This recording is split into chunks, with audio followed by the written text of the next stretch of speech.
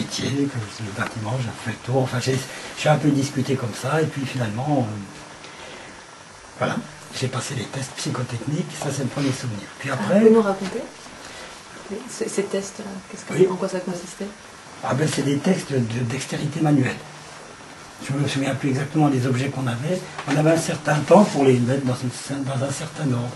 Parce que le problème de l'usine, c'est qu'il y avait des endroits où les tirages, il fallait des gars qui finalement aient une dextérité manuelle assez bonne, quoi. Et c'est là qu'ils m'ont mis d'ailleurs. Alors l'autre souvenir, j'arrive à 4 h du matin, donc le moniteur vient près de moi, il prend le fil, je le vois qui descend, il l'accroche en bas, puis ensuite il fait 3 tours, il fait 4 tours, ça tournait, hein. C'était chaud et tout. Puis il me dit, ben, vas-y, fais la même chose. Alors j'ai pris mon fil, j'ai réussi à lancer mon premier fil sans le casser. Il n'en revenait pas, j'en ai cassé d'autres après. Voilà. Mais j'étais tellement appliqué, je voulais tellement être pris, parce que je pouvais encore, là j'avais 15 jours d'essai. Je voulais tellement être pris là, que finalement j'étais concentré, j'ai lancé mon premier fil sans le casser. Voilà des petits souvenirs, des petites anecdotes. Mais autrement, l'autre souvenir, c'est les gars, quand même, quand un gars arrive, il le défie un peu quand même. C'est qui c'est que ce mec qui arrive? Surtout que j'étais déjà dans le syndicat en arrivant. J'avais pas de position d'élu, mais j'étais syndiqué. Donc tout de suite, on est testé un peu, quoi. Et les femmes ne sont pas les dernières pour tester un gars qui arrive avec la prétention de vouloir diriger les luttes sociales. Je ne sais plus comment ça s'est passé, mais j'ai senti que je passais là aussi un certain examen. Et vous êtes retourné dans cette usine désaffectée? Oui, ou, oui, je suis avec mon beau-frère, on a fait quelques photos, oui. J'ai pu, par un petit trou, retrouver mon atelier, mais je ne suis pas trop nostalgique non plus. Hein. Vous savez, j'ai vu d'autres usines, d'autres chantiers désaffectés, par exemple la Ciotat. C'est aussi bouleversant. Hein. On voit ce qui reste des pontons. Non, mais ça, c'est pas mon... Moi, je milite pour révolutionner la société, donc le passé... faisons table rase, y compris des usines. Non, je ne suis pas nostalgique de ça, oui. Mais des luttes qui s'y sont passées, ça c'est bien de s'en rappeler aujourd'hui. Oui, mais j'en ai connu d'autres. Par exemple, j'arrive à l'école d'éducateurs. La première nouvelle que j'apprends, c'est que 5 élèves ont été exclus une année avant. Donc on a fait grève.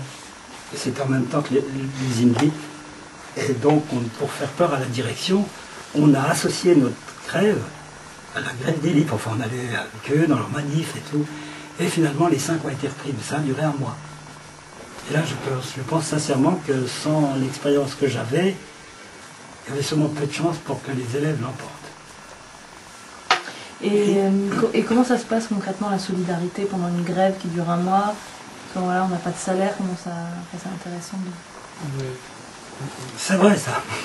Mais on n'y pense pas parce qu'on espère que le patron va lâcher le lendemain. Vous voyez, quand on part, on ne se dit pas je pars pour un mois. Puis une fois qu'on a perdu 15 jours, on se dit on ne va pas perdre 15 jours pour rien. Vous voyez, ce que ça bascule après. Mais bon, il y a des petites caisses de solidarité, mais finalement, la répartition n'est jamais très bien comprise ni partagée. Parce que les critères, beaucoup d'enfants... etc., etc. Donc, finalement, chaque syndicat gère sa caisse de solidarité pour se faire un peu, comment je pourrais dire, pour s'assurer une base. Voilà, pas qu'elle ne donne pas forcément aux syndiqués. Enfin, la CFDT avait une politique, la CGT une autre, vous voyez. Enfin, moi, j'ai jamais rien eu.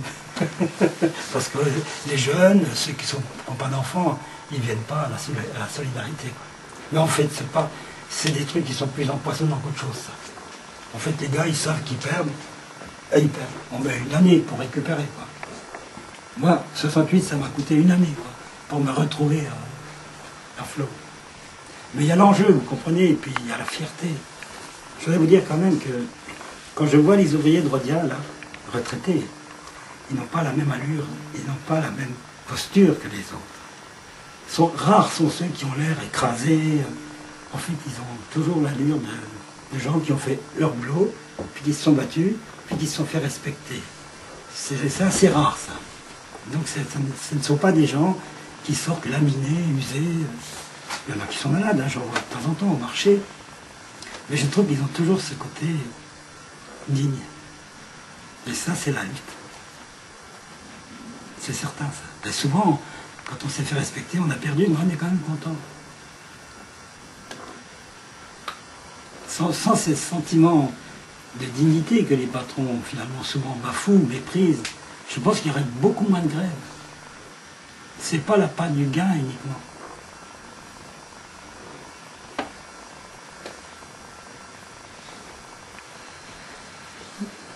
Vous avez d'autres questions?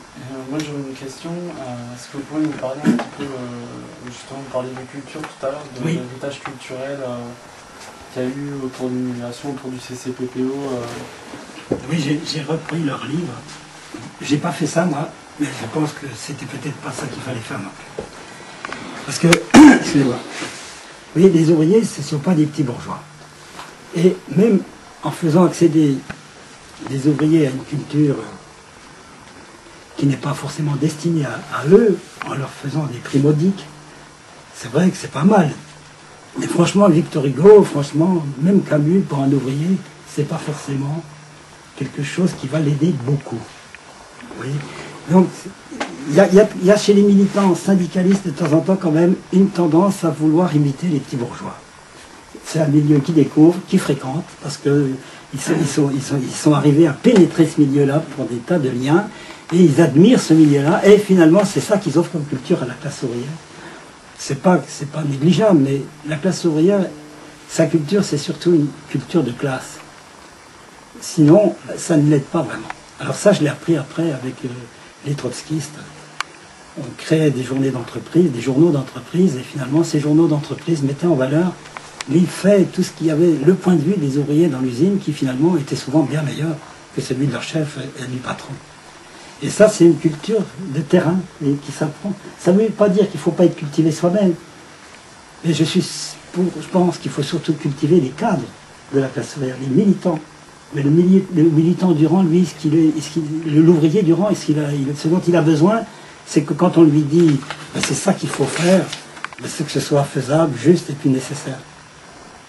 Parce qu'autrement, vouloir élever le niveau général à partir des moyens qu'ils avaient, eh bien je crois qu'ils se sont un peu fatigués, ils ont été un peu déçus, ils n'ont pas eu les résultats qu'ils escomptaient. Puis en plus, je ne sais pas si on faisait la révolution demain, je ne suis pas sûr que ce soit cette culture-là qu'on diffuserait.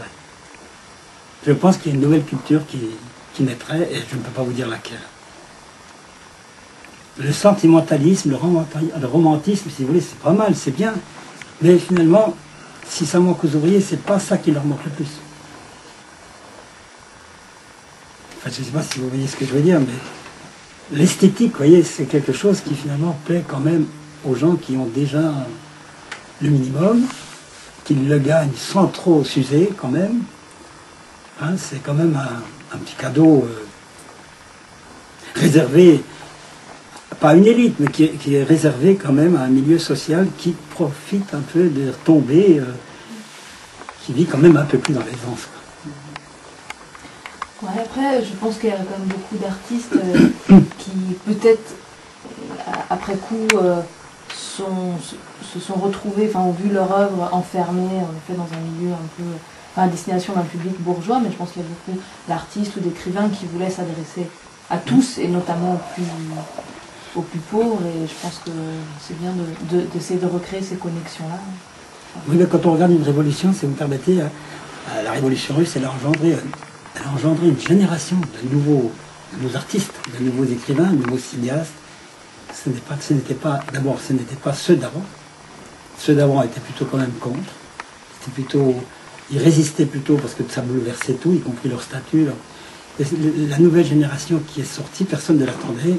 Et ce qu'elle a créé, c'était vraiment un art différent qui est mort avec la révolution en même temps. Je ne sais pas ce qui pourrait jaillir d'une situation révolutionnaire, pas ce qu'on a vu en 68, parce qu'en 68, les étudiants qui allaient vers les ouvriers, qui jouaient des pièces de théâtre dans les usines, en fait, ils adulaient les ouvriers, ils les mythifiaient, les ouvriers, c'est des choses qu'ils n'avaient jamais vues, et finalement, c'était plutôt eux qui venaient pour en tirer quelque chose que l'inverse. Parce qu'on a vu ça, on a même vu dans la rue, dans les années 70, des gens qui s'exprimaient, qui faisaient de l'art nouveau, et qui finalement, c'était, si vous voulez, c'était pas une création véritablement nouvelle, c'était plutôt le propre, c'était assez infantile si vous me permettez. Ouais, après, moi je me considère pas comme artiste, mais je fais de la radio, je suis dans les médias, et c'est vrai que quand je vais vers un milieu, que ce soit un milieu ouvrier, ou enfin voilà, un milieu que je connais pas, j'y vais parce que ça m'intéresse et que j'ai envie de rencontrer ces personnes-là. Et après, ouais, sans tomber dans il faut pas mythifier non plus ce qu'on vient de découvrir, mais je trouve ça. Moi, je trouve que c'est plutôt une belle chose qu'il y ait des artistes, des personnes qui viennent à la rencontre de milieux qu'ils ne connaissent pas. En effet, il y a un côté peut-être un peu naïf, je trouve ça important. Je trouve que c'est peut-être aussi avec des démarches comme ça qu'on peut arriver à la révolution aussi, en se rencontrant, en partageant. Je ne dis pas non, parce que je n'ai pas la recette pour la révolution.